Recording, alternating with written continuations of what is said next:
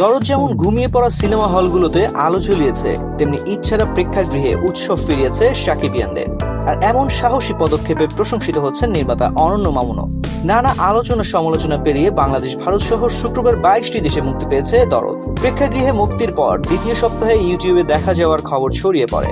শাকিবের দরদ সিনেমা পাইরেসির শিকার হয়েছে। গত শুক্রবার দেশের 84টি প্রেক্ষাগৃহে মুক্তি পায় এই ছবি। সে সময় বাংলাদেশের বাইরে আরো 20টি দেশে একযোগে মুক্তি পায় এই সিনেমা। প্রথম সপ্তাহে প্রেক্ষাগৃহে সিনেমাটি ভালো ব্যবসা করলে দ্বিতীয় সপ্তাহের শুরুতেই পাইরেসির শিকার হলো ছবিটি। পাইরেসির খবর ছড়িয়ে পড়ে শনিবার সন্ধ্যায়। অন্তর্জালে খবর ভেসে বেড়ায় ইউটিউবে দেখা যাচ্ছে শাকিবের এই ছবিটি। ধারণা করা হচ্ছে কোনো প্রেক্ষাগৃহে থেকে এই সিনেমাটি মোবাইলে ধারণ করে অনলাইনে ছড়িয়ে দেওয়া হয়েছে।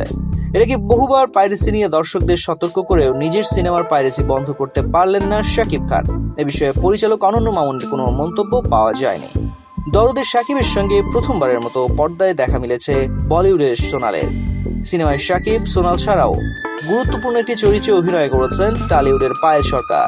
এছাড়াও রয়েছেন বিশ্বজিৎ চক্রবর্তী, রামেশ শর্মা, এলিনা শাম্মী, ইমতু শামিদ, ইমতুর আতিশ, রাহুল দেব, সাফা মারিয়া, জেফিয়া ইসলাম সহ আরো অনেকে। একের পর এক দারুণ সিনেমা উপহার দিচ্ছেন শাকিব খান। তবে তার সিনেমাতে বেশিরভাগই দেখা যাচ্ছে অন্য দেশের নায়িকাদের আনাগোনা। এমনটা দেখে সংবাদ মাধ্যমে প্রশ্নের মুখে পড়েন এই অভিনেতা। তবে বেশ মজা করে এই প্রশ্নের উত্তর দিতে দেখা যায় তাকে।